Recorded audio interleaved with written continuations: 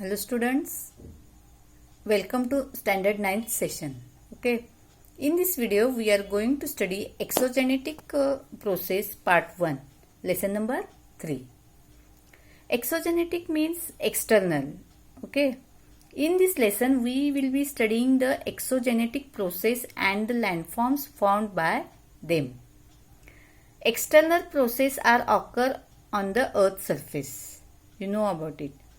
For example, the process like weathering, erosion, transportation, deposition, okay, etc.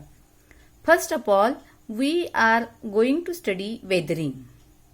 But first, we see what is a weathering. Breaking of rocks is called as weathering. Okay, breaking or weakening of rocks is called as weathering. Weathering can be divided into 3 types. Okay. First one is mechanical and or physical. Second one is chemical weathering, and third one is biological weathering. First, see mechanical weathering. In this weathering, the exposed part of the rock heats more, while the inner part is comparatively cooler. As a result, the outer layer of the rocks fall apart from the main rock. This is called exfoliation of the rock. Exfoliation is the process of removing or peeling away the outer layers of rock. What is the exfoliation? The process of removing, peeling away the outer layers of rock. Look this diagram. Okay. Mechanical weathering mainly occurs because of different reasons. These are the examples of mechanical weathering: block disintegration and exfoliation. Okay.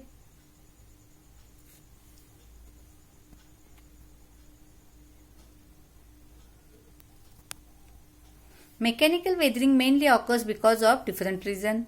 They are including temperature, then frost, crystal growth, release of pressure, and water. Okay, we see the first temperature. About temperature, the minerals in the rocks expand because of heat and contract when the temperature decreases. Due to such continuous contracting and expanding, tension develops in the rocks particles. Consequently, the tension formed in the rocks also increase and decreases. As a result, cracks develop in the rocks and they break. Okay. How the temperature effect on rocks. Then next one is a frost. In areas where the temperatures drop below 0 degree for quite some time, the water accumulated means collect in the crack and grooves in the rocks and freeze. When its volume increase, which leads to tension in the rocks and they shatter. Okay. Then next reason is crystal growth.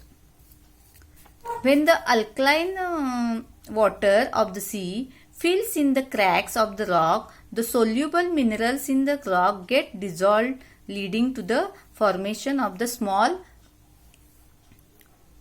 holes in the rocks. Because of the heat, this water turns into water vapor and only crystals of alkaline materials remain in the rocks. Okay. The next one is release of pressure. Sometimes the outer layer of the rocks exert pressure of the inner or lower layers. When this pressure ceases to exist, the lower or inner layers get freed from the pressure. This also leads to weathering. Okay. And next one is a water. In areas of heavy In areas of heavy rainfall, soaking of rock water also cause weathering of the some rocks like sandstone, नंतर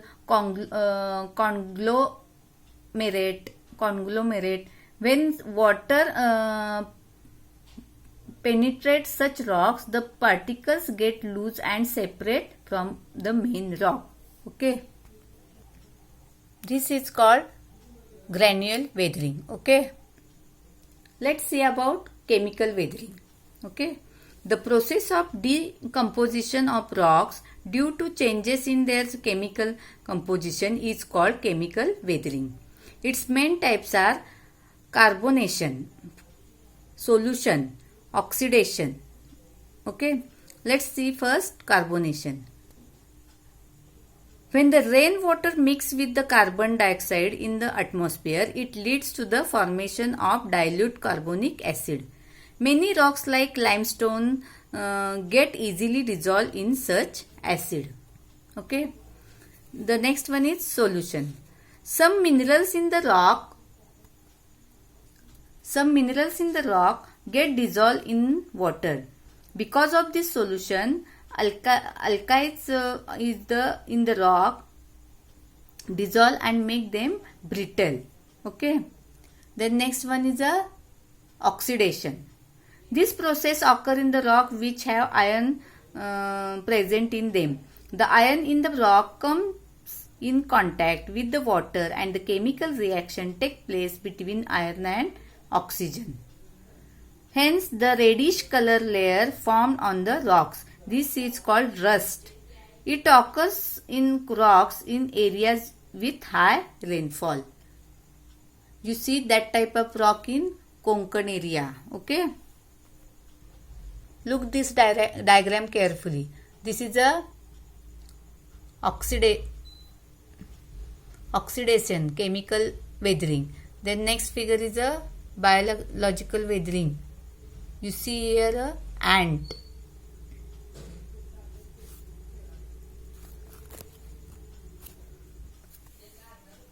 Okay. Let's see about biological weathering. It is a process by which rocks are broken into small fragments and fine particles due to the action of plants, animals and human beings. The roots of the plants enter the joints and crack of the rocks in search of moisture. As the roots grow bigger, they create tension in the rocks and start breaking them. Animals such as mice, rabbits and rats dig holes, ants, etc. and weaken the rocks, which make them loose and break into pieces. Besides this, algae, moss, liche, other flora grow in the rocks. They also help in weathering. Look this figure. Okay. Thus, the weathering caused by living organism is called biological weathering. Okay. I hope you understood it. Next, see the mass movements. What is a mass movements? The weathered rock material move along the slopes due to gravity and accumulate near the foothill or the gentle slopes. When the weathered particles move down due to the gravity alone, the process is called mass movement. Listen it carefully. The types of mass movements are rapid mass movements and slower mass movements. Okay. In rapid mass movements, a thick layer of weathered material formed on the slope. When it rains in such areas, the rainwater penetrates the weathered material and their weight increases. The weathered material move very rapidly and come down the slope. Okay.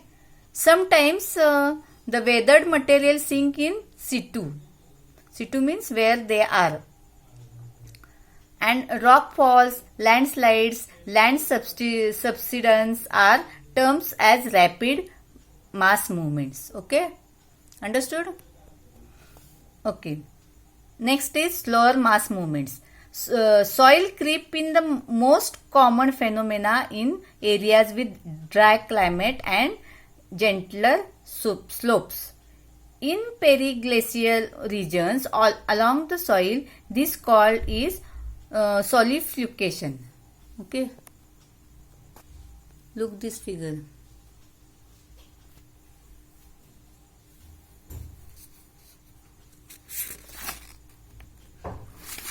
They are mainly solar energy, gravitational force and kinetic energy associated with the moving object on the earth's surface. Okay. I hope you understood all lesson.